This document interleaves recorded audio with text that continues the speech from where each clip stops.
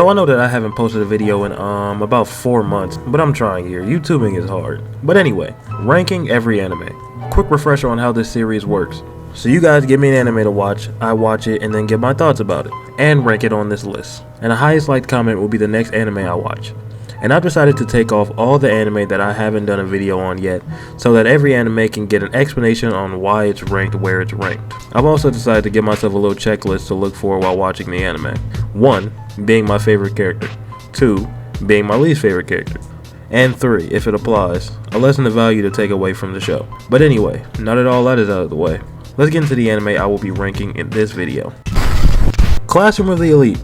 So if you haven't watched Classroom of the Elite, let me give you a quick summary of it. Classroom of the Elite follows our main character, Kiyotaka Ayano Koji, an apathetic and unassuming character with an unrivaled intelligence and a mysterious past. Wanting to live an average life, he successfully enrolls in the most prestigious school with a score of 50 on all his tests. This high school is different from all the other schools. It challenges the idea of nature versus nurture, with the aspects of capitalism and Darwinism. The students of this school are awarded points that they can use as currency so they can live on campus. And each class is encouraged to compete against each other in a class ranking system in order to be at the top of said ranking. The favorite character wasn't a hard choice. Obviously it was Ayano Koji. I enjoy very smart main characters, and with Ayano Koji being so emotionally detached from everyone, it makes him that much more interesting. But I didn't like how they teased me with little bits and pieces of his backstory. Who knows, maybe they'll touch it on the next season, if it ever comes.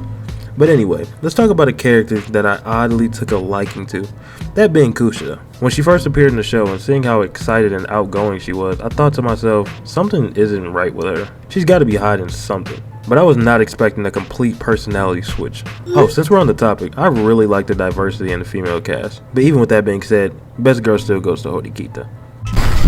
So on to my least favorite character, that being the absolute Chad Koenji. I really did not like him selling out the class for no reason at all. It just felt like he was just being difficult for the sake of being difficult. But I digress.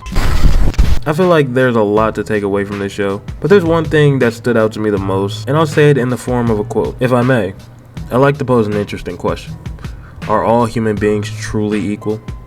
These days, everywhere you go, there's talk about the fight for equality. As a wise man once said, heaven does not create one person above or below another. People like to throw his words around. That's not the whole quote. He goes on to say, while we're all equal at birth, pretty soon things begin to change. Academic effort is what sets some people apart to rise above the others. At any rate, humans change over time based on their actions. Truth be told, at the end of the day, equality is just a fantasy.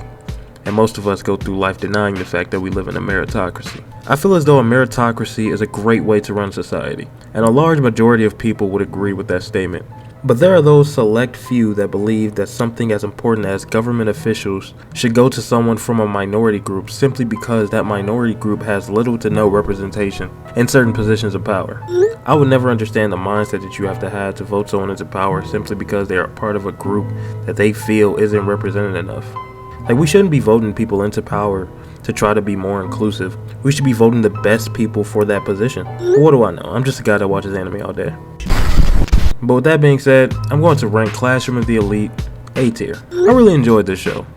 I feel like this show is missing a little piece to make it bump up to S tier. Maybe after the next season, I'll do an updated video, and maybe the ranking will go up. Or down, who knows. And remember, this list is anime only. I'm not going to go off mangas. But yeah, let me know your thoughts, comments, and opinions down in the comments. And let me know what anime I should rank next. And if you could leave a like on the video, I'd really appreciate it, and it will help me out a lot. And if you enjoyed the content, consider subscribing. But with that being said, yeah.